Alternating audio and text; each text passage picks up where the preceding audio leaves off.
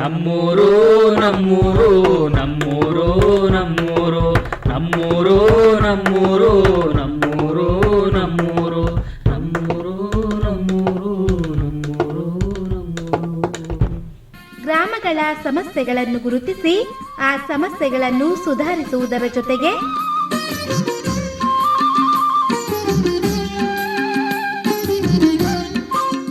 ಸಮುದಾಯದ ಜನತೆಗೆ ಸ್ಥಳೀಯ ಸರ್ಕಾರಗಳಿಂದ ದೊರೆಯುವ ಮೂಲಭೂತ ಸೌಕರ್ಯಗಳು, ಯೋಜನೆಗಳ ಬಗ್ಗೆ ಜಾಗೃತರನ್ನಾಗಿಸಿ ವೈಯಕ್ತಿಕ ಮತ್ತು ಸಮುದಾಯದ ಅಭಿವೃದ್ಧಿಗೆ ಸಹಕಾರಿಯಾಗುವ ಕಾರ್ಯಕ್ರಮವೇ ನಮ್ಮೂರು. ತಪ್ಪದೆ ಕೇಳಿ ನಿಮ್ಮ ನೆಚ್ಚಿನ ಜನಧ್ವನಿ ಸಮುದಾಯ ಬಾನುಲಿಯಲ್ಲಿ.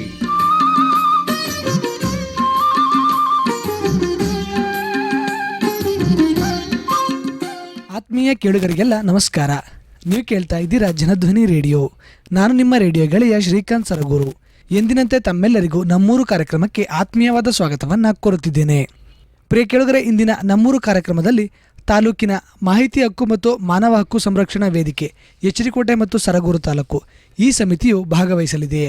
ಅಂತೆಯೇ ಈ ಸಮಿತಿಯ ಸ್ಥಾಪನೆಯ ಹಿನ್ನೆಲೆ, ಇದರ ಗುರಿ ಉದ್ದೇಶಗಳು, ಪ್ರಸ್ತುತ ಕಾರ್ಯಚಟುವಟಿಕೆಗಳು ಹಾಗೂ ಈ ಸಮಿತಿಯಿಂದ ತಾಲೂಕಿನಲ್ಲಿ ಸಾರ್ವಜನಿಕರಿಗೆ ದೊರಕುತ್ತಿರುವ ಸೇವೆಗಳ ಕುರಿತು ಮತ್ತು ತಾಲೂಕಿನ ಅಭಿವೃದ್ಧಿಯ ಕುರಿತು ಒಂದಷ್ಟು ವಿಚಾರಗಳನ್ನು ಹಾಗೂ ಮಾಹಿತಿಯನ್ನು ಈ ದಿನದ ಕಾರ್ಯಕ್ರಮದಲ್ಲಿ ನಮ್ಮ ಜೊತೆ ಹಂಚಿಕೊಳ್ಳಿದ್ದಾರೆ.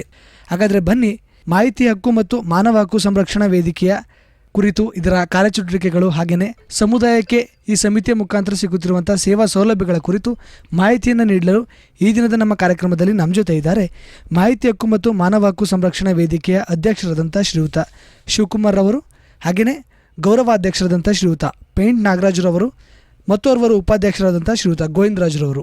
ಬನ್ನಿ, ಅವರನ್ನ ಕಾರ್ಯಕ್ರಮಕ್ಕೆ ಸ್ವಾಗತಿಸೋಣ. ಸರ್, ತಮ್ಮೆಲ್ಲರಿಗೂ ಕಾರ್ಯಕ್ರಮಕ್ಕೆ ಆತ್ಮೀಯವಾದ ಸ್ವಾಗತವನ್ನು ಕೊಡ್ತಾ ಇದ್ದೀನಿ. Thank you sir. ಸರ್, ಮೊದಲಿಗೆ ತಮ್ಮ ಮಾಹಿತಿ ಹಕ್ಕು ಮತ್ತು ಮಾನವ ಹಕ್ಕು ಸಂರಕ್ಷಣಾ ವೇದಿಕೆಯ ಕುರಿತು, ಅದರ ಕಾರ್ಯಚಟುವಟಿಕೆಗಳ ಕುರಿತು ಮಾಹಿತಿಯನ್ನು ತಿಳಿಯೋಕ್ಕೂ ಮುಂಚೆ ಈ ನಿಮ್ಮ ವೇದಿಕೆಯ ಸ್ಥಾಪನೆ ಹಿನ್ನೆಲೆಯ ಕುರಿತು ಮಾಹಿತಿಯನ್ನು ಹಂಚ್ಕೊಳ್ಳಿ ಸರ್. ತಾಲೂಕಿನಲ್ಲಿ ನಮ್ಮ ಮೈಸೂರು ಜಿಲ್ಲೆಯಲ್ಲಿ ಅತ್ಯಂತ ಹಿಂದುಳಿದ ತಾಲೂಕು ಎಚಡಿಕೋಟೆ ಆಗಿದ್ದು, ಅಭಿವೃದ್ಧಿ ಮತ್ತು ಎಲ್ಲದರಲ್ಲಿದೆ. ಆದರೆ ಸಾರ್ವಜನಿಕವಾಗಿ ಭಾಳಷ್ಟು ತೊಂದರೆಯಾಗಿದೆ. ಕಾರಣ ದಾಖಲಾತಿಗಳಿಲ್ಲ ಮತ್ತು ಸಾರ್ವಜನಿಕರಿಗೆ ಮಾಹಿತಿಗಳೇ ಕೊರತೆ ಜಾಸ್ತಿ ಇದೆ. ಒಂದು ಅಧಿಕಾರಿಗೆ ಹೋದರೂ ಸಹ ಅಧಿಕಾರಿಗಳು ಸಾರ್ವಜನಿಕರಿಗೆ ದಾಖಲಾತಿಗಳಿಲ್ಲದ ಕಾರಣ ಹಲವಾರು ರೀತಿ ಸಮಸ್ಯೆಗಳನ್ನು ನಮ್ಮ ತಾಲೂಕಲ್ಲಿ ಅನುಭವಿಸ್ತಾ ಇದ್ದಾರೆ. ಆದ್ದರಿಂದ ನಮ್ಮ ಮಾಹಿತಿ ಹಕ್ಕಿನ ಮೂಲಕ ಸಾರ್ವಜನಿಕರಿಗೆ ಜಾಗೃತಿ ಮೂಡಿಸಿ ಅದರ ಮೂಲಕ ಸಂಬಂಧಪಟ್ಟಂಥ ತಾಲೂಕು ಕಚೇರಿ, ತಾಲೂಕು ಪಂಚಾಯಿತಿ, ಪಟ್ಟಣ ಪಂಚಾಯಿತಿ, ಗ್ರಾಮ ಪಂಚಾಯಿತಿ ಎಲ್ಲ ಸಾರ್ವಜನಿಕ ಅಧಿಕಾರಿಗಳ ಕಚೇರಿಗಳಿಗೆ ಸಾರ್ವಜನಿಕರನ್ನು ಅರಿವು ಮೂಡಿಸಿ ಅವರಿಗೆ ಬೇಕಾದಂಥ ಸಂಬಂಧಪಟ್ಟಂಥ ದಾಖಲಾತಿ ಒದಗಿಸುವುದು, ಅವರಿಗೆ ನೀಡ್ತಕ್ಕಂಥ ಸೌಲಭ್ಯ ನೀಡುವುದು. ಅತ್ಯಂತವಾಗಿ ನಮ್ಮಲ್ಲಿ ಆಡಿಗಳಲ್ಲಿ ಜಾಸ್ತಿ ಸಮಸ್ಯೆಗಳಿದೆ. ಅದನ್ನು ನಾವು ಸಬ್ಜೆಕ್ಟಾಗಿ ತಗೊಂಡು ಆಡಿಗಳಲ್ಲಿರ್ತಕ್ಕಂಥ ಮೂಲಭೂತ ಸೌಕರ್ಯಗಳ, ಕುಡಿಯೋ ನೀರು, ಸ್ವಚ್ಛತೆ ಮತ್ತು ಜಾಗೃತಿ, ಅವರಿಗೆ ಶಿಕ್ಷಣದ ಕೊರತೆ ಇದೆ ಮತ್ತು ಅಂಗನವಾಡಿಗೆ ಮಕ್ಕಳು ಜಾಸ್ತಿ ಹೋಯ್ತಿಲ್ಲ, ಅಪೌಷ್ಟಿಕತೆಯಿಂದ ಬಳಲ್ತಾ ಇದ್ದಾರೆ, ಅಲ್ಲಿ ಮೂಢತೆ ಜಾಸ್ತಿ ಇದೆ ಮತ್ತು ಜಾತಿ ವ್ಯವಸಾಯ ಇರೋದ್ರಿಂದ ನಮ್ಮ ಆಡಿಗಳಿಗೆ ಹೆಚ್ಚಿನ ರೀತಿಯಲ್ಲಿ ಮಾಹಿತಿ ಹಕ್ಕಿನ ತಂಡಗಳು ಶ್ರಮವಹಿಸಲು ನಾವು ಈ ಸಂಘವನ್ನು ನಾವು ಸ್ಥಾಪನೆ ಮಾಡಲಿಕ್ಕೆ ಇಚ್ಛೆಪಡ್ತಿದ್ದೀವಿ. ಅಂದರೆ ಏನು ನಮ್ಮ ತಾಲೂಕಿಗೆ ಹಿಂದುಳಿದ ತಾಲೂಕು ಅಂತ ಹಣಪಟ್ಟಿಯನ್ನು ಕಟ್ಟಿದೆ, ಅದು ಕೆಲವೊಂದು ವಿಚಾರಗಳಲ್ಲಿ ಅದು ಅಭಿವೃದ್ಧಿಯನ್ನು ಒಂದು ನಿಟ್ಟಿನಲ್ಲಿ ಮಾಹಿತಿ ಮತ್ತು ಜಾಗೃತಿಯ ಕೊರತೆ ಉಂಟಾಗ್ತದೆ ಗಮನಿಸಿದ್ದೀರಾ? ಅಭಿವೃದ್ಧಿ ಹೊಂದಬೇಕು ಅಂದರೆ ಮೇನಾಗಿ ಜಾಗೃತಿ, ಅರಿವು ಬೇಕು. ಹೌದು, 36 ಇಲಾಖೆಗಳಲ್ಲಿ ಇವತ್ತಿನ ದಿನ ಜಾಗೃತಿ ಅರಿವು ಕಡಿಮೆ ಐತೆ. ಅಧಿಕಾರಿಗಳಲ್ಲಿ ಮುಂದೆ ಬರಬೇಕು, ಕೆಲವರು ಬರಲ್ಲ, ಕೆಲವರು ಏನೋ ನಿರ್ಲಕ್ಷ್ಯ ಮಾಡ್ತಾ ಇದ್ದಾರೆ. ಅದರಿಂದ ಮಾಹಿತಿಗಳ ಕೊರತೆ ಆಗೈತೆ. ಒಬ್ಬ ಸಾರ್ವಜನಿಕವಾಗಿ ಒಬ್ಬ ಅರ್ಜಿ ಹಾಕಿದಾಗ ಅವನಿಗೆ ಸರಿಯಾಗಿ ಮಾಹಿತಿನೂ ಸಿಗಲ್ಲ. ಅದಕ್ಕೆ ಕಾರಣ ಏನಂದರೆ ಅಧಿಕಾರಿಗಳು ಕೊಡಲ್ಲ. ಅದು ಕೊಡೋಂಥ ಕೆಲಸ ಅಧಿಕಾರಿಗಳು ಮಾಡಬೇಕಾಗಿದೆ. ಹಾಗಿದ್ರೆ ತಮ್ಮ ಈ ಮಾಹಿತಿ ಹಕ್ಕು ಮತ್ತು ಮಾನವ ಹಕ್ಕು ಸಂರಕ್ಷಣಾ ವೇದಿಕೆಯ ಪ್ರಮುಖ ಗುರಿ ಉದ್ದೇಶಗಳು ಯಾವ್ಯಾವು? 2 ಪಾಯಿಂಟ್. ಸಾರ್ವಜನಿಕರಿಗೆ ಅಗತ್ಯವಾಗಿ ಶೈಕ್ಷಣಿಕ, ವಿದ್ಯಾಭ್ಯಾಸ, ವಿವಿಧ ರೀತಿಯ ಕ್ರೀಡೆ ಮತ್ತು ಸಾಂಸ್ಕೃತಿಕ ಕಾರ್ಯಕ್ರಮ ಮತ್ತು ಆರ್ಥಿಕವಾಗಿ ಅವರು ಯಾವ ರೀತಿ ಡೆವಲಪ್ ಮಾಡಲಿಕ್ಕೆ ಇರತಕ್ಕಂಥ ಸೌಲಭ್ಯಗಳನ್ನು ಒದಗಿಸುವ ಮತ್ತು ಅದ್ರ ಬಗ್ಗೆ ಸಲಹೆ ನೀಡಲಿಕ್ಕೆ ಸಂಬಂಧಪಟ್ಟಂಥ ಅಧಿಕಾರಿಗಳನ್ನು ನಾವು ಕೂರಿಸಿ ಸಾರ್ವಜನಿಕರೊಡನೆ ಈ ಥರ ಸಭೆ ಸಮಾರಂಭ ಮಾಡಿ ಅವರಿಗೆ ನೀಡ್ತಕ್ಕಂಥ ಸೌಲಭ್ಯವನ್ನು ನೇರವಾಗಿ ನೀಡಲಿಕ್ಕೆ ನಾವು ಉದ್ದೇಶವಾಗಿದೆ. ಕಾನೂನು ಅರಿವು ಮೂಡಬೇಕು ಸರ್. ಈಗ ಮೊದಲನೇದಾಗಿ ಏನು ಅಂತಂದರೆ, ನಮಗೆ ಸಂಬಂಧಪಟ್ಟಂಗೆ ನಮ್ಮ ಎಚಡಿಕೋಟೆ ತಾಲೂಕಲ್ಲಿ ಜಾಸ್ತಿ ಆಡಿ ಜನ ಇದ್ದಾರೆ ಮತ್ತು ಹಿಂದುಳಿದ ಜನಾಂಗ ಕೂಡ ಇದೆ. ಆದರೂ ಕೂಡ ಅವ್ರಿಗೆ ಕಾನೂನು ಅರಿವು ಕಡಿಮೆ. ಈಗ ಜನರಲ್ಲಾಗಿ ಹೇಳೋದಾದರೆ ಯಾವುದೇ ರೀತಿಯ ಜನರಲ್ಲಾಗಿ ಆಡಿ ಜನಗಳಿಗೆ ತಲುಪ್ತಾ ಇಲ್ಲ. ಈ ಸೌಲಭ್ಯಗಳಾಗಿರ್ಬೋದು ಮತ್ತು ಕಾನೂನಾತ್ಮಕವಾಗಿರ್ಬೋದು, ಆರ್ಥಿಕವಾಗಿ ಅವರು ಹಿಂದುಳಿದು ಬಿಟ್ಟಿದ್ದಾರೆ. ಹಾಗಾಗಿ ಅಧಿಕಾರಿಗಳು ಕೂಡ ಅದನ್ನು ಕ್ರಮ ತಗೊಂಡು ಆ ಅಧಿಕಾರಿಗಳು ಮುಂದುವರಿಸಿ ಅವ್ರಿಗೆ ಕಾನೂನು ಅರಿವು ಮೂಡಿಸುವ ಕಾರ್ಯಕ್ರಮಗಳನ್ನ ಮಾಡಿ ಮತ್ತು ಅವರು ಕಾನೂನಾತ್ಮಕವಾಗಿ ಮತ್ತು ಆರ್ಥಿಕವಾಗಿ ಅವರು ಸಲಹೆಗಳನ್ನ ತಿಳ್ಕೊಂಡು ಮುಂದುವರಿಸಬೇಕು ಅನ್ನೋದ್ರ ಬಗ್ಗೆ ನಾವು ಇಚ್ಛೆ ಪಡ್ತೀವಿ ಸರ್. ಈಗ ಅವ್ರಿಗೆ ಫಲಾನುಭವಿಗಳಿಗೆ ಆರ್ಥಿಕತೆ ಬೇಕು ಅಂದರೆ ಒಂದು ಇಲಾಖೆಗಳಲ್ಲಿ ಅವ್ರಿಗೆ ಏನೇನು ಬೆನಿಫಿಟ್ಸ್ ಇದ್ದು ಮತ್ತು ಯಾವ್ಯಾವ ಕಾರ್ಯರೂಪಕ್ಕೆ ತತ್ತಿದ್ರು ಇದನ್ನು ಆ ಇಲಾಖೆಗಳು ಕ್ರಮ ಜರುಗಿಸ್ಕೋಬೇಕು, ವಹಿಸ್ಕೋಬೇಕು. ಯಾಕಂದರೆ ಒಂದು ಅರ್ಜಿ ಕೊಟ್ಬಿಟ್ಟು ಆಯಿತು ಅಂದರೆ ಅದ್ರ ಬಗ್ಗೆ ಅಧಿಕಾರಿಗಳು ಒಂಥರ ಕೇರ್ಲೆಸ್ಸು, ಇವತ್ತಿಲ್ಲ ನಾಳೆ ಮಾಡಿಕೊಡೋದ, ಈ ಥರ ಬಿಹೇವ್ಗಳು ಬರ್ತಾ ಇದ್ದಾವೆ. ನಾವೇ ಸುಮಾರು ಕಡೆ ಕೆಲವರು ಫಲಾನುಭವಿಗಳಿಗೆ ನಾವೇ ಅವ್ರು ಕರೆಸಿ ಅವ್ರುಗಳಿಗೆ ಕೆಲವು ಸೌಲಭ್ಯಗಳು ಕೊಡಿಸೋಂಥ ನಮ್ಮ ಸಂಘದಲ್ಲಿ ಇತ್ತೀಚಿನ ದಿನಗಳಲ್ಲಿ ಮಾಡ್ತಾಯಿದ್ದೀವಿ. ಈ ರೀತಿಯ ತಾಲೂಕಿನ ಜನರಲ್ಲೇ ವಿವಿಧ ವಿಚಾರಗಳಲ್ಲಿ ಈ ರೀತಿಯ ಮಾಹಿತಿ ಮತ್ತು ಅರಿವು ಕೊರತೆ ಉಂಟಾಗಿದೆ ಅನ್ನೋದನ್ನು ಗಮನಿಸಿದಂಥ ತಾವು ಈ ಮಾಹಿತಿ ಮತ್ತು ಮಾನವ ಹಕ್ಕು ಸಂರಕ್ಷಣಾ ವೇದಿಕೆಯನ್ನು ಸ್ಥಾಪನೆ ಮಾಡೋ ನಿಟ್ಟಿನಲ್ಲಿ ತಾವು ಯಾವ ರೀತಿಯಲ್ಲ ಈ ಸಮಿತಿಯನ್ನು ರಚನೆ ಮಾಡ್ಕೋತೀರಾ? ಇದು ಯಾವ ರೀತಿಯಾದ ಸದಸ್ಯತ್ವವನ್ನು ಹೊಂದಿದೆ? ಅದು ಜನರಲ್ ಆಗಿ ಇಲ್ಲಿ ಮಾಹಿತಿ ಫಸ್ಟ್ ಕಮಿಟಿ ಮಾಡ್ಕೊಂಡಿದ್ದೀವಿ. ದಿನಾಂಕ 17 ಮಾರ್ಚ್ನ ತಿಂಗಳಲ್ಲಿ ಸೋಮೇಶ್ವರ ದೇವಸ್ಥಾನದಲ್ಲಿ ನಾವು ತಾಲೂಕು ಕಮಿಟಿ ರಚನೆ ಮಾಡಿ ಗೌರವ ಅಧ್ಯಕ್ಷರಾಗಿ ಪೇಂಟ್ ನಾಗರಾಜರವರು, ಅಧ್ಯಕ್ಷರಾಗಿ ಶಿವಕುಮಾರಕ್ಕೆ, ಉಪಾಧ್ಯಕ್ಷರಾಗಿ ಗೋವಿಂದರಾಜು, ಪ್ರಧಾನ ಕಾರ್ಯದರ್ಶಿಯಾಗಿ ಚೇತನ್ನು, ಸಹ ಕಾರ್ಯದರ್ಶಿಯಾಗಿ ಅಣ್ಣಯ್ಯಸ್ವಾಮಿ, ಖಜಾಂಚಾಗಿ ಪ್ರಕಾಶು, ನಿರ್ದೇಶಕರಾಗಿ ನಾಗೇಂದ್ರ, ಕೃಷ್ಣ, ವಿಶ್ವ, ಮಾದೇಸ್ವಾಮಿ, ವೆಂಕಟರಾಮ್ ಅಂತ ಕಮಿಟಿ ಮಾಡಿ ಕಮಿಟಿಯನ್ನು ನಾವು ತಗೊಂಡು ಇನ್ನೆಷ್ಟು ಅಧಿಕಾರಿಗಳ ಲೆವೆಲ್ಲಿ ನಾವು ಒಂದು ಸಭೆ ಕರೆದು ಸಾರ್ವಜನಿಕರಿಗೆ ಇರ್ತಕ್ಕಂಥ ಈಗ ಬರ ಪರಿಹಾರಗಳು ಮತ್ತು ಈ ಪ್ರಕೃತಿ ಕೋಪ ಮತ್ತು ವೃದ್ಧಾಪ್ಯ ವೇತನ ಈ ಥರ ಸೌಲಭ್ಯಗಳನ್ನ ಕೊಡೋ ನಿಟ್ಟಿನಲ್ಲಿ ಕೂಡಲೇ ಒಂದು ಸಭೆ ಕರೆದು ಈಗ ಎಲ್ಲ ಅಧಿಕಾರಿಗಳಿಗೂ ನಮ್ಮ ಸಂಘಟನೆಯಿಂದ ಒಂದು ಕಾರ್ಯಕ್ರಮ ರೂಪಲಿಕ್ಕೆ ನಾವು ಈಗಾಗಲೇ ಪ್ಲ್ಯಾನ್ ಮಾಡಿದ್ದೀವಿ. ಸರ್, ಈಗ ಈ ನಿಮ್ಮ ಸಮಿತಿಯ ಸದಸ್ಯತ್ವದಲ್ಲಿ ಗಮನಿಸೋದಾದರೆ ತಾವು ಸಮುದಾಯಕ್ಕೆ ಸಾರ್ವಜನಿಕರಿಗೆ ಒಂದು ಮಾಹಿತಿಯನ್ನು ನೀಡೋ ನಿಟ್ಟಿನಲ್ಲಿ ತಮಗೆ ಆ ಒಂದು ವಿಚಾರಗಳ ಕುರಿತು ಅರಿವಿರಬೇಕು ಅಥವಾ ಸೂಕ್ತ ಮಾರ್ಗದರ್ಶನವನ್ನು ನೀಡುವಂಥ ಒಂದಷ್ಟು ಕಾನೂನು ಜ್ಞಾನವನ್ನು ಹೊಂದಿರುವಂಥ ಪರಿಣತಿಯನ್ನು ಹೊಂದಿರುವಂಥ ಸದಸ್ಯರು ತಮ್ಮಲ್ಲಿ ಇದ್ದಾರಾ ಸರ್? ಇದ್ದಾರೆ. ಅದೇ ಕೆಲಸ ನಾವು ಇತ್ತೀಚಿನ ದಿನಗಳಲ್ಲಿ ಮಾಡ್ಕೊಬತ್ತಾ ಇದ್ದೀವಿ. ಪ್ರತಿಯೊಂದು ಹಳ್ಳಿಗಳಿಗೂ ಭೇಟಿ ಮಾಡ್ತಾ ಇದ್ದೀವಿ. ಕೆಲವ್ರಿಗೆ ಮಾಹಿತಿಗಳು ಕೊರತೆ ಇರ್ತದೆ, ಅದು ಕೊಡ್ತಾ ಇದ್ದೀವಿ. ಈಗ ಉದಾಹರಣೆಗೆ ಒಂದು ಕಾರ್ಮಿಕ ಇಲಾಖೆಯಲ್ಲಿ ಹಲವಾರು ಸೌಲಭ್ಯ ಐತೆ, ಅದು 19 ಸೌಲಭ್ಯ ಐತೆ. 19 ಸೌಲಭ್ಯಗಳನ್ನ ತಿಳಿಸ್ಕೊಡೋಂಥ ಕೆಲಸನೂ ಸುಧಾ ಮಾಡ್ತಾ ಇದ್ದೀವಿ. ಆ ಕಾರ್ಮಿಕರಿಗೆ ಆರ್ಥಿಕವಾಗಿ ಸಿಗೋವಂಥ ಕೆಲಸನೂ ನಾವು ಮಾಡ್ತಾ ಇದ್ದೀವಿ.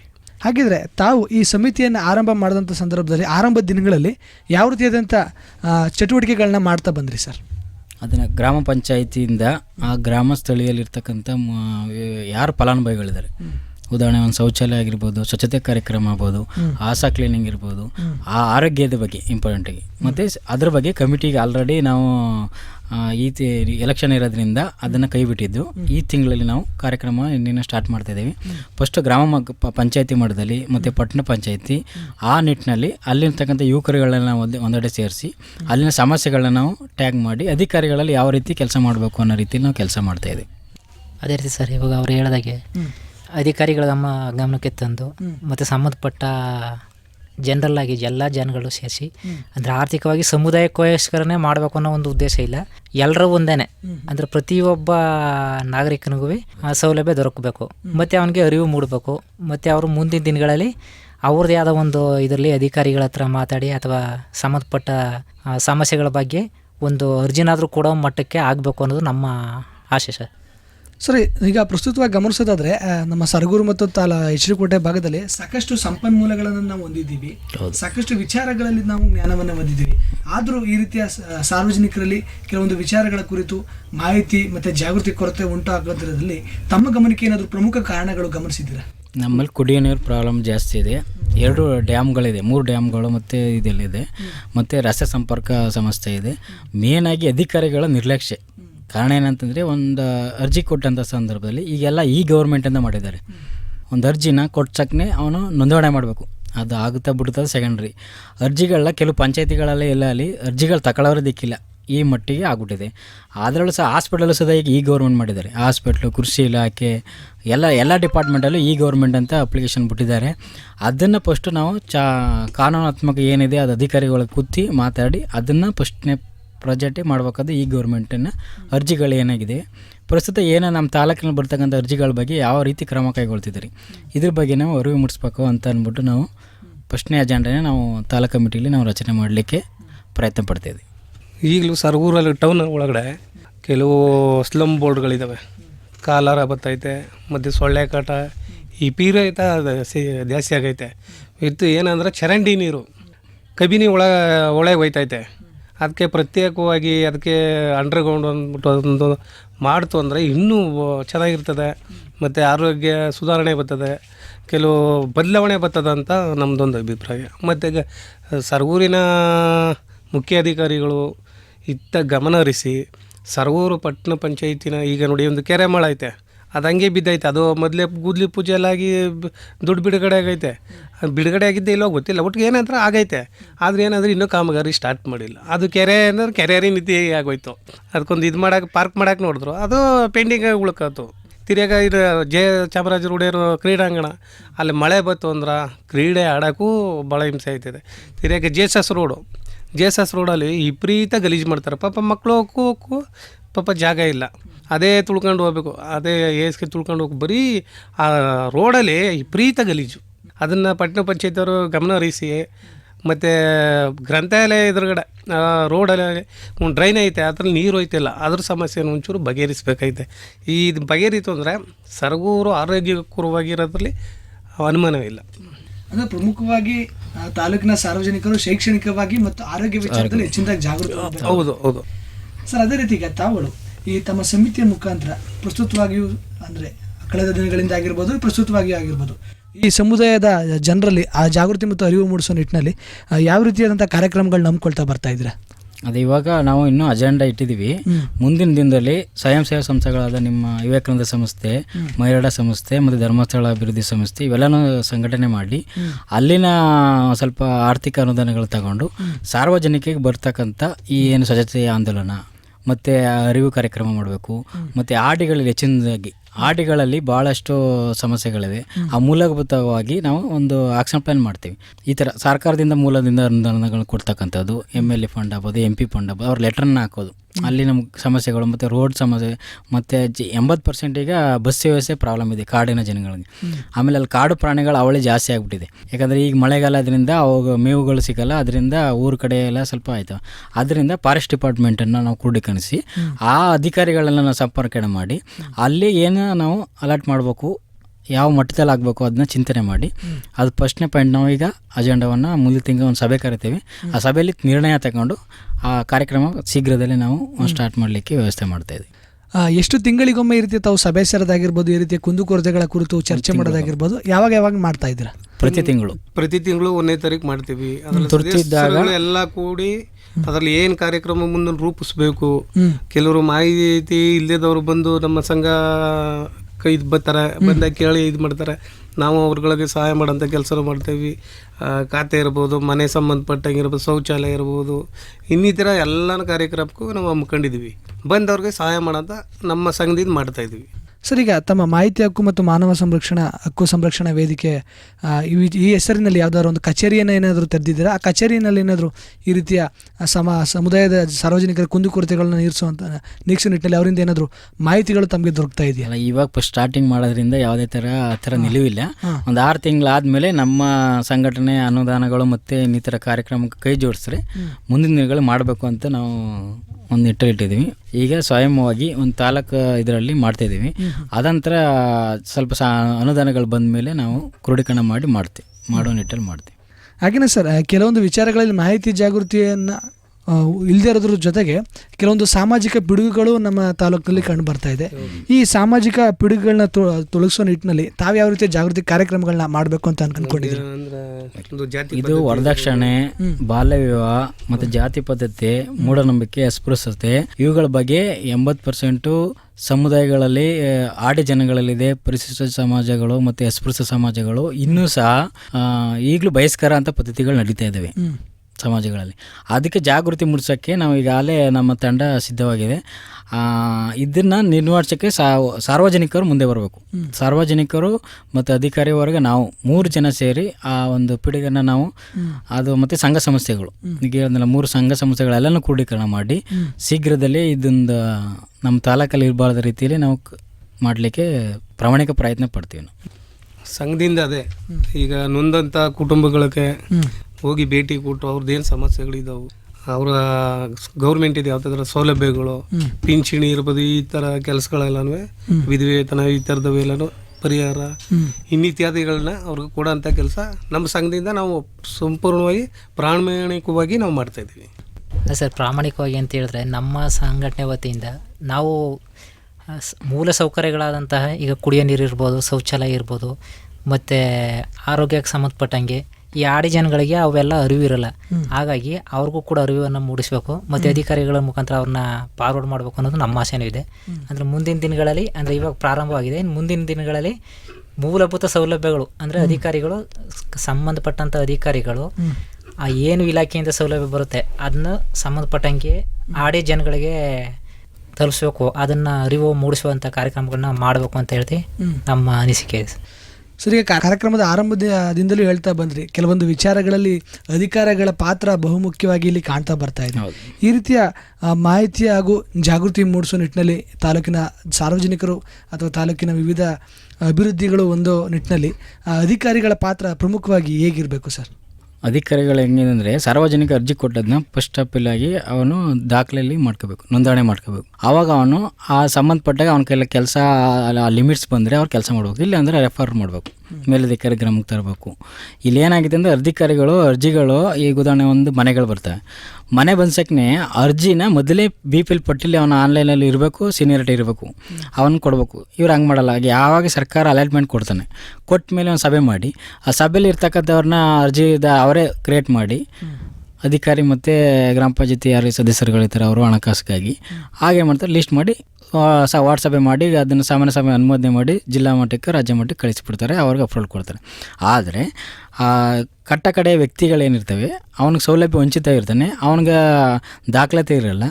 ಮೊದಲು ದಾಖಲಾತಿ ಮಾಡಿ BPL ಪಟ್ಟಿ ಸೇರಿಸಿ ಅವನಿಗೆ ಪ್ರಾಧಾನ್ಯತೆ ಕೊಡಲಿಕ್ಕಿಲ್ಲ. ಆ ನಿಟ್ಟಲ್ಲಿರ್ತಕ್ಕಂಥವ್ನ ಗುರುತು ಮಾಡಿ ಆ ವ್ಯಕ್ತಿಗೆ ಒಬ್ಬ ಕಟ್ಟಕಡೆ ವ್ಯಕ್ತಿ ಏನಿದೆ ಆ ಪ್ರಾಬ್ಲಮ್ ಇದೆ ಅವನ್ನ ಸರಿದೂಗಿಸಿ ಆಮೇಲೆ ನಾವು ಮುಂದಿನ ನಿಲುವನ್ನು ನೀಡಲಿಕ್ಕೆ ಆ ಅಧಿಕಾರಿಗಳಿಗೆ ಸೂಚನೆ ಕೊಡಬೇಕು.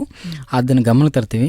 ಮತ್ತು ಈ ಥರ ರೇಡಿಯೋ ಕಾರ್ಯಕ್ರಮ, TV ಮೂಲಕ ಮತ್ತು ಪೇಪರ್ ನ್ಯೂಸ್ ಮೂಲಕ ಈ ಥರ ಅವೇರ್ನೆಸ್ ಮಾಡಿ ಆ ವ್ಯಕ್ತಿಯನ್ನು ನಾವು ಮೇಲೆ ಮಟ್ಟಕ್ಕೆ ತಂದು ಅವನು ಕೊಡ್ತಕ್ಕಂಥ ಸೌಲಭ್ಯ ನೀಡಲಿಕ್ಕೆ ನಾವು ನಮ್ಮ ಸಂಘಟನೆ ಮತ್ತು ಜಿಲ್ಲಾ ಕಮಿಟಿನಿದೆ, ಅದು ಸಹ ಸಹಕಾರ ನೀಡುತ್ತೆ.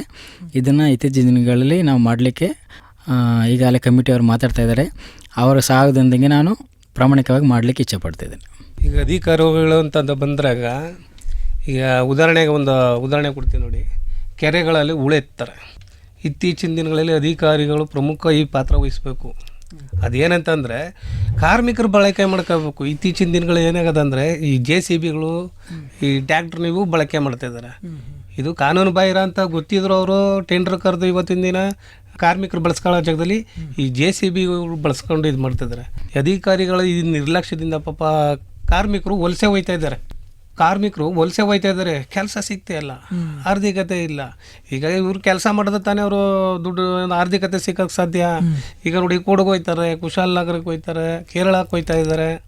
ಇದಕ್ಕೆಲ್ಲ ಕಾರಣ ಏನು ಹೇಳಿ, ಅಲ್ಲಿ ಕೆರೆ JCB ಕೆಲಸ ಮಾಡ್ತು ಅಂದ್ರೆ ಪಾಪ ಇವ್ರು ಕೆಲಸ ಎತ್ತು ಮಾಡ್ತಾರೆ, ಒಟ್ಟಿಗೆ ಏನು ಮಾಡ್ತಾರೆ, ಮಕ್ಕಳ ವಿದ್ಯಾಭ್ಯಾಸ ಇವಕ್ಕೆಲ್ಲ ಆರ್ಥಿಕವಾಗಿ ಎಲ್ಲಿಂದ ತರ್ತಾರೆ ಅವರು ಪಾಪ. ಕಾರ್ಮಿಕರ ಬಳಕೆ ಇಲ್ಲ, ಮಾಮೂಲಿ JCB ಇವುಗಳು ಬಳಸ್ಕೊತಾ ಇದ್ದಾರೆ, ಯಂತ್ರ ಉಪಕರಣಗಳು ಬಳಸ್ತಾ ಇದ್ದಾರೆ.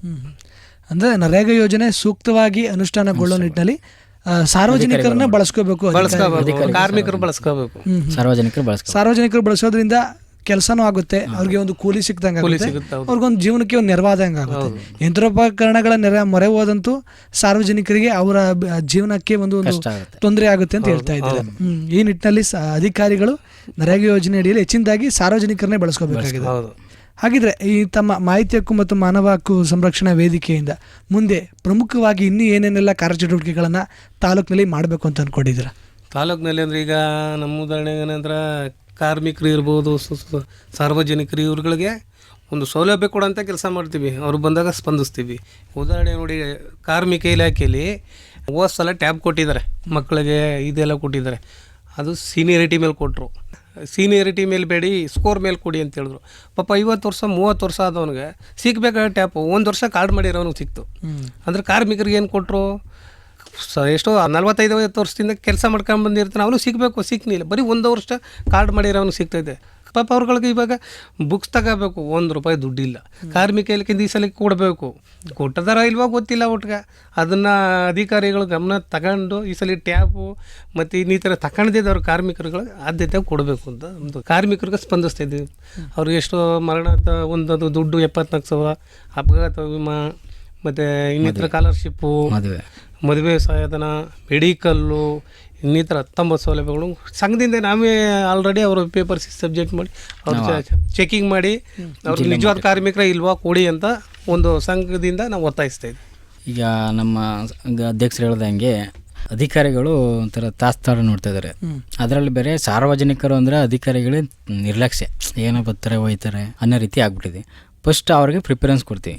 ಈಗ ಹೇಳಿದ್ನಲ್ಲ ಆ ಥರ ಸೌಲಭ್ಯ ಗುರುತಿಸಿ ಸಂಬಂಧಪಟ್ಟ ಇವ್ರ ಕೈಲಿ ಆಗಲಿಲ್ಲ ಮೇಲಧಿಕಾರಿಗೆ ರೆಫರ್ ಮಾಡಬೇಕು. ಅವರು ಆ ಥರ ಕೆಲಸಗಳು ಮಾಡ್ತಾಯಿಲ್ಲ. ಕೇವಲ ಬರೀ ಇದು ಡಿಪಾರ್ಟ್ಮೆಂಟ್ ಮಾತ್ರ ಅಲ್ಲ, ಎಲ್ಲ ಡಿಪಾರ್ಟ್ಮೆಂಟ್ ಇದೆ. ಕೃಷಿ ಇಲಾಖೆ ಆಗ್ಬೋದು, ಕಂದಾಯ ಡಿಪಾರ್ಟ್ಮೆಂಟ್ ಅಂತೂ ಭಾಳಷ್ಟು ಸೋರಿಕೆ ಆಗ್ಬಿಟ್ಟಿದೆ. ಇಂಥ ಸೋರಿಕೆಗಳನ್ನ ನಾವು ಒಂದು ಲೆಟ್ರ್ ಮಾಡಿ ಸಂಬಂಧಪಟ್ಟ ಜಿಲ್ಲಾ ಮಟ್ಟದ ಅಧಿಕಾರಿಗಳು ಇವರುಗಳಿಗೆ ಮತ್ತು ಪತ್ರಿಕಾಗೋಷ್ಠಿ ಮಾಡೋದು ಮತ್ತು ರಾಜ್ಯ ಮಟ್ಟ ಕಮಿಟಿಗೆ ಹಾಕೋದು ಮಾಡಿ ಆ ವ್ಯಕ್ತಿಗೆ ಸೌಲಭ್ಯ ಕೊಡಲಿಕ್ಕೆ ನಾವು ಸಂಘಟನೆಯಿಂದ ಪ್ರಯತ್ನ ಮಾಡ್ತೇವೆ. ಸರ್, ಅದೇ ರೀತಿ ಈಗ ತಾವು ತಮ್ಮ ಈ ಸಮಿತಿ ಮುಖಾಂತರ ಯಾವುದೇ ರೀತಿಯ ಕಾರ್ಯಚಟುವಟಿಕೆಗಳನ್ನ, ಆ ಜಾಗೃತಿ ಕಾರ್ಯಕ್ರಮಗಳನ್ನ ಮಾಡೋದ್ರ ಜೊತೆಗೆ ಅದಕ್ಕೆ ತಕ್ಕಂತೆ ಸಾರ್ವಜನಿಕರು ಕೂಡ ತಮಗೆ ಸಹಕಾರವನ್ನು ಕೊಡಬೇಕು, ಅದನ್ನು ಅವರು ಸ್ಪಂದಿಸಬೇಕು, ಅದರ ನಿಮ್ಮ ಸಂಘದಿಂದ ಸಿಗುವಂಥ ಸೌಲಭ್ಯಗಳನ್ನ ಪಡ್ಕೋಬೇಕು. ಈ ನಿಟ್ಟಿನಲ್ಲಿ ಸಾರ್ವಜನಿಕರಿಂದ ಯಾವ ರೀತಿ ಸಹಕಾರವನ್ನು ಬಯಸ್ತೀರಾ? ಹೋಯ್ತೀವಿ, ಮಾಮೂಲಿ ಸಂಘದಿಂದ ಹೋಯ್ತೀವಿ, ಅವ್ರ ಮನೆಗೆ ವಿಚಾರಗಳು ತಿಳಿಸ್ತೀವಿ, ಸಂಘದಿಂದ ಮಾಡಿಕೊಡ್ತೀವಿ, ನಮಗೆ ಸ್ಪಂದಿಸಿ ಬನ್ನಿ, ಯಾವುದೇ ಆಫೀಸು ಕಚೇರಿಗಳಿಗಾದ್ರೂ ನಾವು ಮಾಡಿಕೊಡ್ತೀವಿ, ನಮ್ಮ ಸಂಘದ ವತಿಯಿಂದ ಸಹಾಯ ಮಾಡ್ತೀವಿ, ನಿಮ್ಗೆ ಏನು ಸೌಲಭ್ಯ ಬೇಕೋ ಕೊಡಿಸೋ ಅಂಥ ಕೆಲಸಗಳ ನಾವು ಇವಾಗಲೂ ಸಂಘದಿಂದ ಮಾಡ್ತಾಯಿದ್ವಿ, ಮುಂದಕ್ಕೂ ಮಾಡ್ಕೊಯ್ತಿದ್ವಿ. ಯಾವುದೇ ಕಷ್ಟ ಇದ್ದರೂ ಸರಿ, ಒಬ್ಬ ಸಾರ್ವಜನಿಕರಿಗೆ ಒಬ್ಬ ವ್ಯಕ್ತಿ ಕಷ್ಟ ಇದ್ದರೂ ನಮಗೆ ಬಂದು ಹೇಳ್ಕೊತ ಸಂಘದ ವತಿಯಿಂದ ನಮ್ಮ ಕೈಲಿ ಎಷ್ಟು ಸಾಧ್ಯವೋ ಅಷ್ಟು ನಾವು ಮಾಡೋದು ಸಂಘದಿಂದ ಮಾಡಿಕೊಡ್ತೀವಿ. ಸಾರ್ವಜನಿಕರು ಯಾವ ರೀತಿ ಸ್ಪಂದಿಸಬೇಕು ಅಂತ ಅವ್ರು ಹೆಂಗೆ ಸ್ಪಂದಿಸ್ಬೇಕಂದ್ರೆ, ಈಗ ಕೆಲವು ಡಾಕ್ಯುಮೆಂಟ್ ಇರಲ್ಲ ಅವ್ರಿಗೆ, ಒಂದು ಸೌಲಭ್ಯ ಪಡ್ಕೋಬೇಕು. ಅವನು ಉದಾಹರಣೆ ಒಂದು ಶೌಚಾಲಯ ಆಗಬೇಕು ಅಂದರು, ಅವ್ನಿಗೆ ಆಧಾರ್ ಕಾರ್ಡ್ ಮತ್ತು ಇರ್ತಕ್ಕಂಥ ರೇಷನ್ ಕಾರ್ಡು ಈ ಥರ ಸೌಲಭ್ಯ ಬೇಕು. ಅವ್ನಿಗೆ ಗೊತ್ತಿರಲ್ಲ ಅಥವಾ ಅವ್ನು ಮಾಡಿರಲ್ಲ. ಆವಾಗ ಏನು ಮಾಡೋ ಸಂಬಂಧಪಟ್ಟದವರಿಗೆ ನಾವು ಅರಿವು ಮೂಡಿಸ್ತೀವಿ, ನೋಡಪ್ಪ ಈ ಥರ ಆಧಾರ್ ಕಾರ್ಡ್ ಮಾಡಿಸು, ಈ ಥರ ರೇಷನ್ ಕಾರ್ಡ್ ಇದೆ, ಇಂಥ ಡಿಪಾರ್ಟ್ಮೆಂಟಿಗೆ ಹಿಂಗೆ ಅಂತ. ಅಕಸ್ಮಾತ್ ಅವರಾದ್ಮೇಲೆ ಅಂದರೆ ನಾವೇ ಅದು ನಿಂತು ಕೆಲಸ ಮಾಡಬೇಕು. ಆದ ನಂತರ ಗ್ರಾಮ ಪಂಚಾಯತಿ ಅವ್ರಿಗೆ ನಾವು ಅರ್ಜಿ ಹಾಕ್ಬಿಟ್ಟು ಆನ್ಲೈನ್ನ ಅವ್ನಿಗೇನು ಮಾಡಿ ಕಟ್ಟಡಕ್ಕೆ ಅವ್ನಿಗೆ ಆರ್ಥಿಕ ಸಹಾಯ ಏನಾರು ಇದ್ದರೆ ಆ ಥರ ಬೇರೆ ಹೆಲ್ಪಿಂಗ್ ಮಾಡಿ ಅವನ್ನ ಅಭಿವೃದ್ಧಿಪಡಿಸ್ಬೇಕು. ಆಗ ಆಟೋಮೆಟಿಕ್ ಸಾರ್ವಜನಿಕ ನಮ್ಮ ಜೊತೆಲಿ ಮತ್ತು ಇನ್ನೊಂದು ಹೆಚ್ಚನ ಕೇಳ್ತಾನೆ. ಅವನು ಹೇಳ್ತಾ ಆ ಥರ ಹೇಳಿ ಸಂಘಟನೆ ಮೂಲಕ ನಾವು ಬಲವರ್ಧನೆ ಮಾಡ್ತಾನೆ. ಆಮೇಲೆ ಈಗಿನ ಇತ್ತೀಚಿನ ದಿನಗಳು ನೋಡಿದ್ರೆ 80% ಸಮಸ್ಯೆ ಇದ್ದೇ ಇದೆ, 20% ಮಾತ್ರ ಸಾರ್ವಜನಿಕರು ನೆಮ್ಮದಿಯಿಂದ ಜೀವನ ಮಾಡ್ತಾರೆ. ಇನ್ನು 80% ಪ್ರಾಬ್ಲಮ್ಲೇ ಇದ್ದಾರೆ. ಅಂಥ ಸಮಸ್ಯೆ ಅಂತ ಇರೋದ್ರಿಂದ ನಮಗೆ ಸಾರ್ವಜನಿಕರಿಂದ ಯಾವುದೇ ಥರ ನಮಗೆ ಕಿರಿಕ್ ಬರಲ್ಲ, ಸಹಕಾರ ಬರುತ್ತೆ. ಈ ಥರ ಸಂಘಟನೆ ಮಾಡ್ತಾರೆ, ನೋಡಪ್ಪ ನಮ್ಮ ಕೈಯಲ್ಲಿ ಹಿಂಗೆ ಮಾಡಿಕೊಡಿ ಅಂತ ಎಲ್ಲರೂ ಸಹ ಮುಂದೆ ಹೋಗ್ತಾರೆ. ಅದರಿಂದ ಸಂಘಟನೆ ಅದೇನು ನಮಗೆ ಭಾರ ಅಂತ ಅನಿಸಲ್ಲ, ಸಹಕಾರ ಚೆನ್ನಾಗಿರುತ್ತೆ. ಸರಿಯಾಗಿ ಸ್ಪಂದಿಸ್ತಾರೆ. ಅಂದರೆ ನಾವು ಕೂಡ ಅವ್ರಿಗೂ ಅದೇ ರೀತಿ ಕಾನೂನು ಬಗ್ಗೆ ಹೇಳ್ತೀವಿ. ಇವಾಗ ಉದಾಹರಣೆಗೆ ಅವ್ರು ಹೇಳಿದಾಗೆ ಡಾಕ್ಯುಮೆಂಟ್ ಮೇನ್, ಅದರಲ್ಲೂ ಕೂಡ ಶಿಕ್ಷಣದಲ್ಲಿ ಹಿಂದುಳಿದವ್ರಿಗೆ ತುಂಬ ಪ್ರಾಬ್ಲಮ್ ಆಗುತ್ತೆ ಸರ್. ಇವಾಗ ಏನು ಅಂದರೆ ಸರ್ಕಾರದ ಅನುದಾನಗಳು ಸ್ಕೀಮ್ಗಳು ಇದ್ದರೂ ಕೂಡ ಸರ್ಕಾರಿ ಅಧಿಕಾರಿಗಳು ಅವ್ರನ್ನ ಸ್ಕೀಮ್ಗಳನ್ನ ಅವ್ರಿಗೆ ಗುರಿ ಮುಟ್ಸಿರಲ್ಲ. ಈಗ ಉದಾಹರಣೆ ಅಂತಂದರೆ ಇವಾಗ ಮಳೆ ಹಾನಿಯಿಂದ ಬೆಳೆಗಳೆಲ್ಲ ಹಾನಿಯಾದು, ಬೆಳೆ ಹಾನಿ ಆದರೂ ಕೂಡ ಕೆಲವು ಈಗ ನಾವು ಓಡಾಡ್ತಾ ಇರ್ತಾರಲ್ಲ, ಸಾರ್ವಜನಿಕವಾಗಿ ಕಾನೂನು ತಿಳ್ಕೊಂಡಿರ್ತಲ್ಲ, ಅವ್ರು ಏನು ಅಂತಂದರೆ ಅರ್ಜಿ ಕೊಟ್ಕೊಂಡು ಅನುದಾನ ಪಡ್ಕೋತಾರೆ. ಅದೀಗ ಉದಾಹರಣೆಗೆ ಗಿರಿಜನರು, ಆಡಿ ಜನರು ಇದ್ದಾರೆ, ಅವ್ರು ಇವಾಗಲೂ ಕೂಡ ಪ್ರಾಬ್ಲಮ್ಲೇ ಇದ್ದಾರೆ. ಈಗ ಮಳೆ ಹಾನಿಯಿಂದ ಮನೆಗಳ ಹಾನಿಯಾಗಿವೆ, ಪುನಃ ಬೆಳೆಗಳ ಹಾನಿಯಾಗಿವೆ. ಅವೆಲ್ಲ ಹಾನಿಯಾಗಿದ್ರೂ ಕೂಡ ಅವ್ರಿಗೆ ಯಾವುದೇ ಥರದ ಯಾವ ರೀತಿ ಬರುತ್ತೆ, ಅಲ್ಲ ತಾಲೂಕು ಆಫೀಸಿಗೆ ಕೊಡ್ಬೇಕು ಅರ್ಜಿನ ಅಥವಾ ಕೃಷಿ ಇಲಾಖೆ ಕೊಡ್ಬೇಕಾ, ಈ ಜ್ಞಾನಾರ್ಜನೆ ಇರಲ್ಲ. ಆಗ ನಾವು ಅವ್ರನ್ನ ಇಂಥ ಇಲಾಖೆಗೆ ಕೊಡಿ, ಇದರಿಂದ ಬರುತ್ತೆ ಅನುದಾನ, ಅದು ಮುಂದುವರಿಸ್ಕೊಡಿ ಅಂತ ಹೇಳಿದಾಗ ಅವರು ಕೂಡ ನಮ್ಗೆ ಸಹಕಾರ ಕೊಟ್ಟು ಬಳಸ್ಕೊತಾರೆ ಸರ್. ಸರ್, ಒಟ್ಟಾರೆಯಾಗಿ ಈ ಕಾನೂನಿನ ಅರಿವು ಮೂಡಿಸೋ ನಿಟ್ಟಿನಲ್ಲಿ ಯಾವ ರೀತಿ ಮುಂದೆ ಯೋಜನೆಗಳನ್ನ ಹಾಕೊಂಡಿದ್ದೀರಾ? ಕೋಟೆ ತಾಲೂಕು, ಸರಗೂರು 2 ತಾಲೂಕಿನಲ್ಲಿ ಸಾರ್ವಜನಿಕರಿಗೆ ಆಗ್ತಕ್ಕಂಥ ಏನು ಬಡ ಜನರಿದ್ದಾರೆ, ನಿರ್ಗತಿಕರಿದ್ದಾರೆ, ದುರ್ಬಲ ವರ್ಗದವರಿದ್ದಾರೆ, ಹಿಂದುಳಿದ ವರ್ಗದವರಿದ್ದಾರೆ, ಈ ಎಲ್ಲ ಜನರುಗಳಿಗೂ ನೀಡ್ತಕ್ಕಂಥ ಆರೋಗ್ಯ, ಶಿಕ್ಷಣ, ಶೈಕ್ಷಣಿಕ ಇವೆಲ್ಲ ಯೋಜನೆಗಳನ್ನು ಮತ್ತು ಕೇವಲ ಸರ್ಕಾರಿ ಅಧಿಕಾರಿಗಳಲ್ಲ, ಸ್ವಯಂ ಸೇವಾ ಸಂಸ್ಥೆಗಳನ್ನು ಒಂದುಗೂಡಿಸಿ ನಾವು ಯಾವ ಸೌಲಭ್ಯ ನೀಡಬೇಕು. ಆಮೇಲೆ ಈಗ 80% ಈಗ ಕೃಷಿ ಪ್ರಾಬ್ಲಮ್ ಇರುತ್ತೆ. ಅದರಲ್ಲೂ ಜಮೀನುಗಳಿಗೆ ಕಾಗದ ಇದು ಕೊಟ್ಟಿಲ್ಲ, ಹಕ್ಕುಪತ್ರ ವಿತರಣೆ ಮಾಡಿಲ್ಲ. ಇದು ಮೇನ್ ಪಾಯಿಂಟು. ಆತ ಜಮೀನು ಮಾಡ್ತಾಯಿದ್ದಾನೆ, ಅವನಿಗೆ ಡಾಕ್ಯುಮೆಂಟ್ ಇರಲ್ಲ. ಇಂಥ ಸಮಸ್ಯೆಗಳನ್ನು ಕಂದಾಯ ಇಲಾಖೆಯ ಅಧಿಕಾರಿಗಳ ಜೊತೆ ನಾವು ಮಾತಾಡಿ ಆ ಸಣ್ಣ ಪುಟ್ಟ ಸಮಸ್ಯೆ ಒಂದು ಆರ್ ಟಿ ಸಿ ಚೇಂಜ್ ಮಾಡಲಿಕ್ಕೆ ಆಗಲ್ಲ ಈಗ ಆ ಮಟ್ಟಕ್ಕೆ ಅಧಿಕಾರಿಗಳು ತಂದುಬಿಟ್ಟಿದ್ದಾರೆ. ಕಾರಣ ಸಾವಿರಾರು ರೂಪಾಯಿ ದುಡ್ಡು ಬೇಕು. ಈ ಭೌತಿಕತೆ ಫ್ರೀ ಮಾಡಬೇಕು ಅಂದದ್ದು ಫ್ರೀ ಮಾಡಿ ಒಂದು ಆಧಾರ್ ಡೆತ್ ಸರ್ಟಿಫಿಕೇಟ್ ಮತ್ತು ಹೋಮ್ ಸರ್ವಿಸ್ ಕೊಟ್ಟರೆ ಅದು ಫ್ರೀ ಮಾಡ್ಬೇಕು. ಅವೆಲ್ಲ ಈಗ ಲಂಚ 80% ಆಗೋಗಿದೆ. ಲಂಚ ಮುಕ್ತ ಮಾಡಲಿಕ್ಕೆ ಯಾರ ಕೈಲೂ ಆಗಲ್ಲ. ಆದರೂ ಸಂಬಂಧಪಟ್ಟ ಅಧಿಕಾರಿಗಳ ಜೊತೆ ಮಾಡಿ ನಮ್ಮ ಪ್ರಾಮಾಣಿಕ ಪ್ರಯತ್ನ ಮಾಡಿ ಅಂಥ ಸಣ್ಣ ಪುಟ್ಟ ಸಮಸ್ಯೆ ತಾಲೂಕಲ್ಲಿ ಮಾಡೋಂಥ ಕೆಲಸಗಳನ್ನ ನಾವು ಮಾಡಿ ಮುಂದಿನ ದಿನಗಳಲ್ಲಿ ನಮ್ಮ ಸಂಘಟನೆಯನ್ನು ಬಲವರ್ಧನೆ ಮಾಡಿ ಹೆಚ್ಚಿನ ರೀತಿಯಲ್ಲಿ ನಾವು ಸಾರ್ವಜನಿಕರು ನಮ್ಮನ್ನು ಗುರುತಿಸೋ ಹಾಗೆ ಮತ್ತು ಈ ಸಮಸ್ಯೆ ಬೆಳೆಯೋ ಹಾಗೆ ನಾವು ಮಾಡಲಿಕ್ಕೆ ಪ್ರಯತ್ನ ಪಡ್ತೀವಿ. ಭಾಳ ಸಂತೋಷ ಸರ್. ಸಾಕಷ್ಟು ವಿಚಾರಗಳನ್ನು ತಮ್ಮ ಮಾಹಿತಿ ಹಕ್ಕು ಮತ್ತು ಮಾನವ ಹಕ್ಕು ಸಂರಕ್ಷಣಾ ವೇದಿಕೆ ಕುರಿತು ಅದರ ಹಿನ್ನೆಲೆ ಆಗಿರ್ಬೋದು, ಗುರಿ ಉದ್ದೇಶಗಳ ಕುರಿತು ಮಾಹಿತಿಯನ್ನು ಹಂಚ್ಕೊಳ್ತಾ ಬರ್ತಾ ಇದ್ದಾರೆ. ಈಗ ಕೊನೆಯದಾಗಿ ಸರ್, ಒಟ್ಟಾರೆಯಾಗಿ ಒಂದು ಅಭಿವೃದ್ಧಿಯನ್ನು ಕಾಣೋ ನಿಟ್ಟಿನಲ್ಲಿ ತಾಲೂಕಿನ ಸಾರ್ವಜನಿಕರಿಗೆ ಯಾವ ರೀತಿಯ ಸಲಹೆ ಅಥವಾ ಸಂದೇಶವನ್ನು ನೀಡೋದಕ್ಕೆ ಇಷ್ಟಪಡ್ತೀರಾ? ಈಗ ಸಾರ್ವಜನಿಕರು ಏನಾದರೂ ಪ್ರಾಬ್ಲಮ್ ಇದ್ದರೆ ನೇರವಾಗಿ ನಮ್ಗೆ ಕಾಂಟ್ಯಾಕ್ಟ್ ಮಾಡ್ಬೋದು.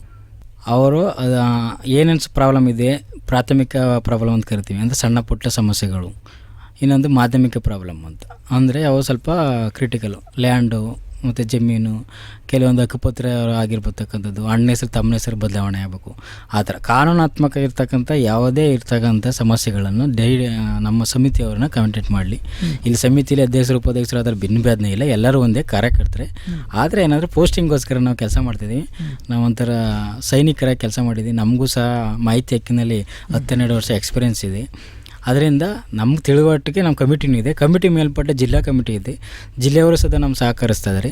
ಮತ್ತು ಅಧಿಕಾರಿ ವರ್ಗಕ್ಕೆ ನಾವು ಈ ಥರ ಪ್ರಾಬ್ಲಮ್ ಇದ್ದರೆ ಡೈರೆಕ್ಟಾಗಿ ನಾವು ಅಧಿಕಾರಿ ವರ್ಗನ ಕೇಳಿ ಆ ಮೂಲಕ ಏನು ಕಾನೂನಿದೆ, ಈಗ ಕಾನೂನುಗಳು ಬದಲಾವಣೆ ಆಗ್ತಾ ಇರ್ತವೆ. ಅದರಿಂದ ಅದನ್ನ ನಿಟ್ಟಿನಲ್ಲಿ ನಾವು ಕೆಲಸ ಮಾಡಲಿಕ್ಕೆ ನಾವು ಸಾರ್ವಜನಿಕರು ಯಾವಾಗಲೂ ಸಹ ನಮ್ಮ ಸ್ಪಂದಿಸಲು ನಾವು ಸಂಘಟನೆ ಪೂರ್ತಿ ಸಾರ್ವಜನಿಕರಿಗೋಸ್ಕರ ಇದ್ದೀವಿ. ಆ ರೀತಿಯಾಗಿ ನಾವು ಈ ಒಂದು ವೇದಿಕೆ ಮೂಲಕ ಅವರಿಗೆ ಯಾವುದೇ ವಿಧವಾದ ಸಮಸ್ಯೆಗಳಿದ್ರೂ ನಮ್ಗೆ ಹೇಳಲಿಕ್ಕೆ ಇಚ್ಛೆಪಡ್ತಿದ್ದೀವಿ. ನಮ್ಮದೊಂದು ಸಂಘದಿಂದ ಒಂದು ಒತ್ತಾಯ ಇದೆ. ಅದೇನೆಂದರೆ, ಕೋಟೆ ತಾಲೂಕಲ್ಲಿ ಕಾರ್ಮಿಕ ಇಲಾಖೆ HD ಕೋಟೆ ಸರಗೂರು ಐತೆ. ಆದರೆ ನಿರೀಕ್ಷಕ ಅಧಿಕಾರಿ ತಾತ್ಕಾಲಿಕವಾಗಿ ನೇಮಕ ಮಾಡಿದ್ದಾರೆ. ಆದರೆ ಏನಂದರೆ ಪರ್ಮನೆಂಟಾಗಿ ನಿರೀಕ್ಷಕ ಅಧಿಕಾರಿ 2 ತಾಲೂಕು ಇರ್ತು ಅಂದ್ರೆ ಅಕ್ರಮಗಳು ಕಡಿಮೆ ಐತವೆ, ವಿತ್ ನಿಜವಾದ ಕಾರ್ಮಿಕರಿಗೆ ಸಿಗುತ್ತೆ. ಇಲ್ಲಿ ಕೆಲವು ಏನಂದ್ರೆ ಕಾರ್ಮಿಕರು ಅಲ್ಲದೆ ದವ್ರು ತಕ್ಕತ್ತಾ ಇದ್ದಾರೆ. ಆದರೆ ನಿಜವಾದ ಕಾರ್ಮಿಕನಿಗೆ ಇವತ್ತಿನ ದಿನ ಸಿಗುತ್ತೆ ಇಲ್ಲ. ನಿರೀಕ್ಷಕ ಅಧಿಕಾರಿ ಇಲ್ಲ, ತಾತ್ಕಾಲಿಕವಾಗಿ ಹಾಕಿದ್ದಾರೆ, 2 ಇನ್ಚಾರ್ಜ್ ಹಾಕಿದ್ದಾರೆ ಅಷ್ಟೇ. ನಿರೀಕ್ಷಕ ಅಧಿಕಾರಿ ಇವತ್ತು ನೋಡು ಸರಗೂರು ಕೋಟೆ ಪರ್ಮನೆಂಟ್ ಅಧಿಕಾರಿ ಇಲ್ಲ.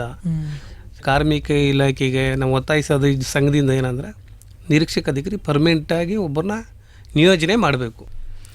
ಬಡ ಕಾರ್ಮಿಕರು ಇಲ್ಲಿರೋದು ಸಮಾನತೆ ಇರೋದು. ಈ ಕಾರ್ಮಿಕ ಇಲಾಖೆಯಲ್ಲಿ ಯಾವ ಸಮಾನತೆ ಅಂದ್ರೆ ಸಿಕ್ಕೋದು ಅಂದರೆ ಒಂದು ಇಲಾಖೆ ಅಂದ್ರೆ ಅದು ಒಂದೇ ಒಂದು ಕಾರ್ಮಿಕ ಇಲಾಖೆ. ಇಲಾಖೆಯಲ್ಲಿ ಯಾವುದೇ ಜಾತಿ ತಾರತಮ್ಯ ಯಾವುದೂ ಇಲ್ಲ, ಎಲ್ಲ ಸರಿಸಮನಾಗಿ ಕೊಡ್ತಾ ಇದ್ದಾರೆ. ಆದರೆ ಏನಂದ್ರೆ ಅಧಿಕಾರಿ ವರ್ಗ ಇಲ್ಲ ಇಲ್ಲಿ. ಅಂದರೆ ತಾಲೂಕಿನಲ್ಲಿ ಗಮನಿಸ್ತು ಅಂದರೆ ಹೆಚ್ಚಿನದಾಗಿ ಕೂಲಿ ಕಾರ್ಮಿಕರು ಕಂಡು ಬರೋದ್ರಿಂದ ಅವರಿಗೆ ಸೂಕ್ತ ಒಂದು ಜೀವನ ನಿರ್ವಹಣೆಗೆ ಅಗತ್ಯ ದಾಖಲಾತಿಗಳಾಗಿರ್ಬೋದು, ಸೇವಾ ಸೌಲಭ್ಯಗಳು ನೇರವಾಗಿ ಅವರಿಗೆ ತಲುಪುವ ನಿಟ್ಟಿನಲ್ಲಿ ಸಾರ್ವಜನಿಕರು ಕೂಡ ಮುಂದೆ ಬಂದು ತಮ್ಮ ಸೌಲಭ್ಯಗಳನ್ನ ಪಡ್ಕೋಬೇಕಾಗಿದೆ. ಅಧಿಕಾರಿಗಳು ಕೂಡ ಸೂಕ್ತ ವಿಶ್ಲೇಷಣೆಯನ್ನೇ ಮಾಡಿ ನಿಜವಾದ ಫಲಾನುಭವಿಗೆ ಸೂಕ್ತ ಸೌಲಭ್ಯಗಳನ್ನ ಕೊಡಬೇಕಾಗಿದೆ ಅಂತ ಹೇಳ್ತಾ ಇದ್ದೀರಾ. ಸರ್, ಭಾಳ ಸಂತೋಷ. ಇಷ್ಟೊತ್ತು ತಾವು ಮೂವರು ನಮ್ಮೂರು ಕಾರ್ಯಕ್ರಮದಲ್ಲಿ ತಾವು ಭಾಗವಹಿಸಿ ತಾವೇನು ಮಾಹಿತಿ ಹಕ್ಕು ಮತ್ತು ಮಾನವ ಹಕ್ಕು ಸಂರಕ್ಷಣಾ ವೇದಿಕೆ ಮುಖಾಂತರ ಸರಗೂರು ಮತ್ತು HD ಕೋಟೆ ಭಾಗದಲ್ಲಿ ಒಂದು ನಿರ್ದಿಷ್ಟ ಗುರಿ ಉದ್ದೇಶಗಳೊಂದಿಗೆ ತಮ್ಮ ಸಮಿತಿಯನ್ನು ರಚನೆ ಮಾಡಿಕೊಂಡು ಸಮುದಾಯದ ಜನತೆಗೆ, ಸಾರ್ವಜನಿಕರಿಗೆ ಒಂದು ಮಾಹಿತಿ ಹಾಗೂ ಅರಿವನ್ನು ಮೂಡಿಸೋ ನಿಟ್ಟಿನಲ್ಲಿ ವಿವಿಧ ರೀತಿಯ ಕಾರ್ಯಕ್ರಮಗಳನ್ನ ಹಮ್ಮಿಕೊಂಡು ತಮ್ಮ ಸಮಿತಿಯ ಮುಖಾಂತರ ಕಾರ್ಯಚಟುವಟಿಕೆಗಳನ್ನ ಮಾಡ್ತಿರೋದು ಕುರಿತು, ಈ ಸಮಿತಿಯ ಮುಂದಿನ ಗುರಿ ಉದ್ದೇಶಗಳ ಕುರಿತು, ಹಾಗೆಯೇ ಈ ನಮ್ಮ ತಾಲೂಕಿನಲ್ಲಿ ಒಂದು ತಾಲೂಕು ಅಭಿವೃದ್ಧಿ ಒಂದು ನಿಟ್ಟಿನಲ್ಲಿ ಸಾರ್ವಜನಿಕರು ಯಾವ ರೀತಿಯೆಲ್ಲ ಪಾತ್ರವನ್ನು ವಹಿಸಬೇಕಾಗಿದೆ, ಅಧಿಕಾರಿ ವರ್ಗ ಎಚ್ಚೆತ್ಕೊಂಡು ಯಾವ ರೀತಿಯೆಲ್ಲ ಸಾರ್ವಜನಿಕರ ಕುರಿತು ಒಂದು ವಿಶೇಷ ಕಾಳಜಿಯನ್ನು ವಹಿಸಿ ಅವರಿಗೆ ಸಿಗಬೇಕಾದಂಥ ಸೇವಾ ಸೌಲಭ್ಯಗಳನ್ನ ನಿಜವಾದ ಫಲಾನುಭವಿಗೆ ತಲುಪಿಸಬೇಕಾಗಿದೆ ಅನ್ನೋದು ಕುರಿತು ಹಲವಾರು ಅಭಿವೃದ್ಧಿ ಚಿಂತನೆಯುಳ್ಳ ಮಾಹಿತಿಯನ್ನು, ಹಾಗೆಯೇ ತಮ್ಮ ಮಾಹಿತಿ ಹಕ್ಕು ಮತ್ತು ಮಾನವ ಹಕ್ಕು ಸಂರಕ್ಷಣಾ ವೇದಿಕೆ ವಿವಿಧ ರೀತಿಯ ಕಾರ್ಯಚಟುವಟಿಕೆಗಳ ಕುರಿತು ಮಾಹಿತಿಯನ್ನು ಈ ದಿನದ ನಮ್ಮ ಕಾರ್ಯಕ್ರಮದಲ್ಲಿ ತಾವು ಬಂದು ಹಂಚಿಕೊಂಡಿದ್ದಕ್ಕೆ ತಮ್ಮೆಲ್ಲರಿಗೂ ತುಂಬ ಹೃದಯದ ಧನ್ಯವಾದಗಳು ಸರ್.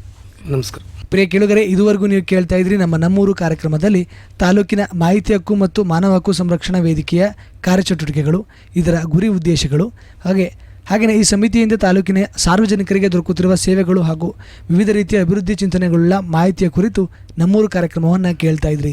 ಇದಾಗಿತ್ತು ಇವತ್ತಿನ ನಮ್ಮ ಕಾರ್ಯಕ್ರಮ. ಮತ್ತೆ ಮತ್ತೊಂದು ನಮ್ಮೂರು ಕಾರ್ಯಕ್ರಮದಲ್ಲಿ ಮತ್ತೊಂದು ವಿಚಾರದೊಂದಿಗೆ ತಮ್ಮನ್ನು ಮತ್ತೆ ಭೇಟಿಯಾಗ್ತೀನಿ. ಅಲ್ಲಿಯವರೆಗೂ ಕೇಳ್ತಾ ಇರಿ ಜನಧ್ವನಿ. ಇದು ನಿಮ್ಮ ನೆಚ್ಚಿನ ಹಾಗೂ ಮೈಸೂರಿನ ಮೊಟ್ಟಮೊದಲ ಸಮುದಾಯ ರೇಡಿಯೋ ಕೇಂದ್ರ 90.8 ಕಂಪನಾಂಕದಲ್ಲಿ ಸರಗೂರಿನಿಂದ ಪ್ರಸಾರವಾಗುತ್ತಿದೆ.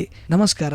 ನಮ್ಮೂರು ನಮ್ಮೂರು ನಮ್ಮೂರು ನಮ್ಮೂರು ನಮ್ಮೂರು ನಮ್ಮೂರು ನಮ್ಮೂರು ನಮ್ಮೂರು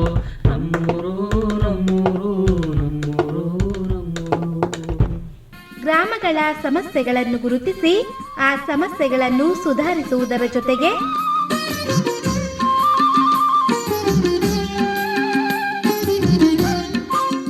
ಸಮುದಾಯದ ಜನತೆಗೆ ಸ್ಥಳೀಯ ಸರ್ಕಾರಗಳಿಂದ ದೊರೆಯುವ ಮೂಲಭೂತ ಸೌಕರ್ಯಗಳು ಯೋಜನೆಗಳ ಬಗ್ಗೆ ಜಾಗೃತರನ್ನಾಗಿಸಿ ವೈಯಕ್ತಿಕ ಮತ್ತು ಸಮುದಾಯದ ಅಭಿವೃದ್ಧಿಗೆ ಸಹಕಾರಿಯಾಗುವ ಕಾರ್ಯಕ್ರಮವೇ ನಮ್ಮೂರು. ತಪ್ಪದೆ ಕೇಳಿ ನಿಮ್ಮ ನೆಚ್ಚಿನ ಜನಧ್ವನಿ ಸಮುದಾಯ ಬಾನುಲಿಯಲ್ಲಿ.